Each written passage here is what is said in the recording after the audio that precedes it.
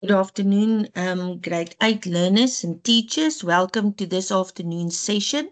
I'm Christelle Barnard and I'll be your tutor today. And today we're going to look at instructions. We're going to focus on how to write instructions, but instructions is something that we use that we sometimes can verbally give, that we can use in an oral format as well. So let's first take a look. What do I want you to know at the end of this lesson? Well, I would like you to be able to identify the key features of what instruction writing entails. I would like you to know that if you write an instruction or if you give an instruction, that you will use the imperative verb. And then also that it is very important to arrange instructions in a logical and clear order. Now, when this is asked as a formal assessment task, when your teacher gives you an instructions to give you a task where you have to write instructions, it will be most probably 80 to 90 words, and it will be in response to a specific question. We'll look at some examples during the lesson. Now, first of all, it's very important to know what instructions are. Now, instructions, if instructions is something that tells someone how to do something step by step. So it's how to do something step by step. So they can be used for different reasons. For example, those of you who like to work in the kitchen and who like to try out new recipes, recipes are usually written in the form of instructions. Now, if you give someone directions how to get from point A to point B, then that will also be in the form of instructions. Now, safety guides. If you bought something and they need to tell you a tool that you want to use, a piece of machinery, they can give you a safety guide on how to use it. And that will be also written in the form of instructions. And now, how-to guides. How to make a sandwich, how to open an email, how to send a WhatsApp, how to study for a test. Anything that tells you how to do something, that can be considered to be instructions. Now, key features of instructions. In other words, things that you have to remember, specific elements of instructions. Now, first of all, it gives you, you have to give a clear scenario. In other words, or a topic. What are these instructions for? These steps will tell you to do what. So that has to be clear. Now, steps, it has to be in chronological order. Now, it must be in sequence. What does that mean? It means it has to follow. The one needs to follow on the other one. So you can't jump around. It has to be a chronological order. Then imperative verbs tell the reader what to do. Now we're going to take a look at imperative words, but the imperative verbs, it's the verb that tells the reader or the listener what they need to do. Now you also have to use short and clear sentences. Avoid long explanations, because if it's a long sentence, the person needs to read everything and then they might get lost and miss an important step that they have to follow. There has to be a logical flow. So you are allowed to use words like first, next, then, finally. And I think, yes, that's that. And then, as on the previous slide, when we looked at the key elements of instructions, we also said that you have to use imperative verbs. Now, imperative verbs are command words. So it is any verb that tells you how to do something. And it is imperative when a sentence starts with that verb. So use verbs that give direct instructions. There's an example, boil the water. So there I've put in green the word boil. Boil is you switch on the kettle. So, and it's something that you have to do. So that is an imperative verb. Add sugar. So that word add tells you what to do. You don't have to mix it. You just have to add it. Turn on the stove. So it doesn't say you know that you have to increase the heat, but it says turn on the stove. It's a specific instruction, and that verb tells the reader or the person what to do. Now, there's another one, mix the ingredients. So you've added all the different ingredients into a bowl. So the verb mix tells you what to do with the ingredients. It doesn't mean shake it. It says mix it. So it's a clear imperative verb. So remember, imperative verbs are command words. It tells the person exactly what to do.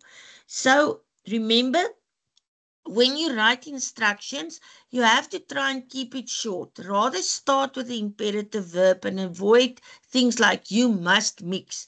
Tell them, mix it. Okay, right. If we move on and we look at the format of instructions. Now, what does this mean?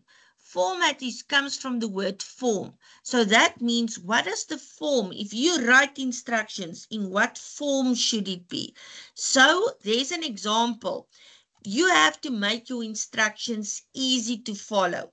So if a person follows a recipe, for example, it has to be written in such a way that that the reader don't get lost, that you know, okay, step 1, I can tick it off, I've done that. So there is an example of cooking instructions, like a recipe that tells you what specifically in three steps what to do. So first of all, you're not going to write it in a paragraph. You're going to use numbers or you're going to use bullets. So in this example, numbers have been used, but you can use little bullets as well. And remember, what we mean by a bullet is a little dot that you make.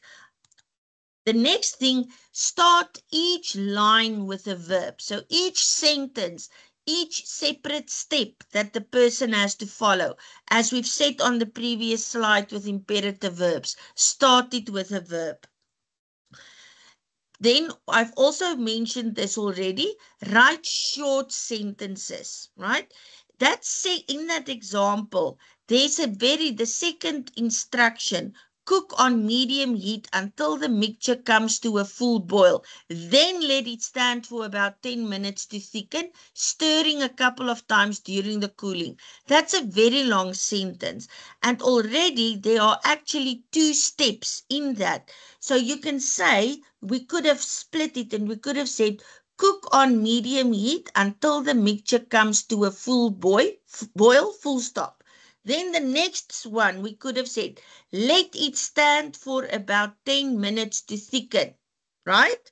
Full stop. The next one, stir a couple of times during the cooling process. So that second bullet is a very long sentence, and there are actually 3 different steps in it. So if it's in a long sentence, while you are busy cooking, you might miss one of the steps. So it's better to break it up into shorter sentences to ensure that the instructions are followed clearly. Then keep everything in a logical order. If you're going to bake an egg, right? You're not first going to say, you're not first going to say, break the egg into the pan, pour oil into the pan, switch on the stove, heat the plate. It has to be in a logical order. So what do they have to do? First, second, next, and what is the last step? Okay, now we're going to practice, right? We're running through this very quickly. So now we're going to take a simple example on how to make a sandwich. And I'm going to specifically say a cheese and tomato sandwich. And there I have a picture of my sandwich. So what will be the first instruction, first step that you will give people to do in order to make a sandwich? Right, I hope you're all thinking of this. Take 2 slices of bread. Right, so you're going for a sandwich, you're going to need 2 slices of bread. Okay, then you think, what will be the next thing that a person needs to do in order to make a delicious sandwich? Oh, we don't want the sandwich to be dry, so we will spread butter on both slices. Take note that every sentence starts with an imperative verb. Take 2 slices. So the person who reads it immediately knows what to do. Spread butter. That tells the person exactly what to do. And you will also notice that it's short sentences. Then the third step, slice the tomato into thin slices. Right, so I want a tomato and cheese sandwich. So now I've got my 2 slices of bread. I've got it buttered. Right, now what do I need to do? I can't put a whole round tomato on the bread. So I slice it into thin slices. Cut off a piece of cheese the size of the bread slice. Okay, that could have been different. It could have been grate enough cheese to cover the slice of bread or to cover the tomatoes. Then add the cheese and tomato onto one of the buttered slices of bread. Okay, so there you've seen, we first add this cheese and then we add the slices of tomato. And then the last one, put the slices together. So what do? I take the second slice and I put it on top of the other slice with the tomato and the cheese. And then there's one last step that I would like to make eating it easier. Cut the sandwich in half. So it's easier to take half a sandwich than taking the full sandwich. And then enjoy your sandwich. So there you have 8 steps or 7 steps. The 8th one isn't necessary, but 7 steps that tells you exactly what you need to do in order to make a tomato and cheese sandwich. So I want you to take a look at those instructions. And I want you to note that they are numbered, right? So that makes it easy to follow, because if I did step number 1, I can tick it off. Then it starts, all the sentences, all the steps starts with an imperative verb. So it tells the reader exactly what to do. The third one is the sentences are short. Some are a little bit longer, but it's not that long. It's not like that step number 2 in the cooking instructions on the previous slide. It's only one thing that you need to do in that sentence number 5, for example. And yes, and remember, they are in a chronological order. You're not first going to say, cut the sandwich in half. Put the tomato and cheese onto one slice of the bread. Butter the bread. You first will butter the bread before you put on the cheese and the tomato. So it has to be in a logical, sequential order. So keep that in mind. Common mistakes that you need to avoid. Please don't write everything as one paragraph. Don't use I or you. Don't skip important steps. Don't use long or confusing sentences. And what's the right thing to do? Writing clear, short steps that make sense. Now, I'm going to skip we're almost out of time, so I'm just quickly going to show you if this was another example. Research your topic carefully to prepare a speech. Write a strong opening sentence. Use note cards when presenting. Practice your speech aloud. Ask for help with difficult words. Stay calm and confident. So there's another example of instructions. Now, if you want to on your own, you can go and write and practice instructions on, for example, how to make the perfect cup of coffee or the perfect cup of tea, or how to plant a vegetable garden. Anything that explains how to do something. So that's something you can do on your own. And remember, always check your work. Ask yourself, are my steps in the correct order? Did I start each step with a verb? Did I use short, clear sentences? Can someone follow my instructions easily?